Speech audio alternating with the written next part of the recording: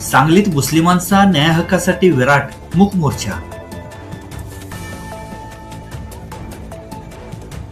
प्रार्थनास्थळे प्रशासनाकडून मध्यरात्री जमीनदोस्त, अनियमितता हे कारण.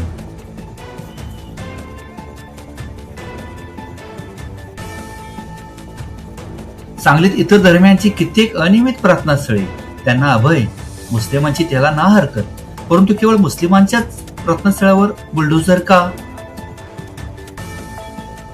जातीवादी प्रवृत्तीच्या दबावामुळे प्रशासनाची कारवाई, एकतर्फी कारवाई निषेधार्ह.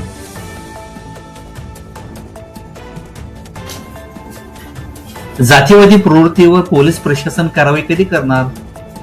हेट स्पीचवर कडक भूमिका कधी घेणार? मुस्लिम समाज सर्व धर्म समभाव कटाक्षाने पाळतो, तथापि मुस्लिम समाज किती दिवस अन्याय सहन करणार?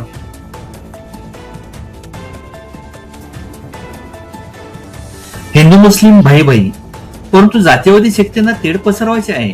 जातीय सलोखा, धार्मिक मिलाप यांचे त्यांना वावडे.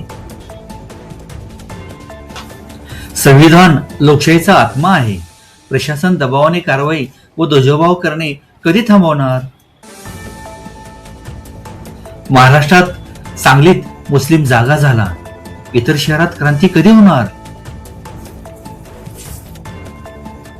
शांतताप्रिय, सहृदयी, सर्व धर्म समभाव मानणारा जपणारा मुस्लिम समाज आहे.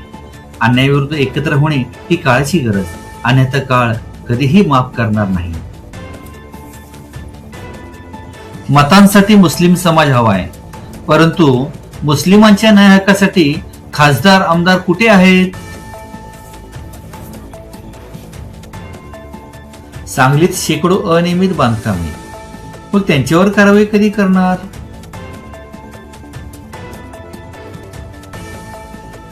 मुस्लिमांच्या प्रार्थनास्थळांची बांधकाम परवानगी प्रमाणपत्रे देण्यास प्रशासनाची जाणीवपूर्वक टाळाटाळ, भेदभाव. सांगलीच्या इतिहासातील अजरामर मूक मोर्चा परिवर्तनाची नांदी ठरणार.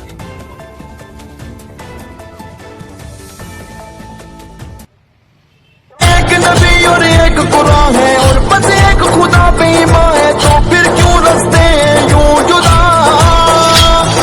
मंजिल एक है, मकसद एक है, और जब अपना मरकज एक है तो आवाज से आवाज मिला.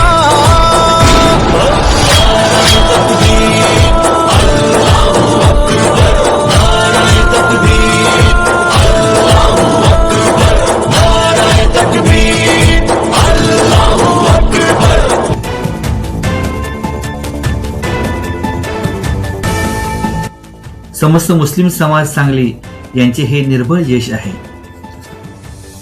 बहुजन नेते आसिफ बाबा यांच्या नेतृत्वाखाली मुस्लिम समाज आज एकवटला आहे.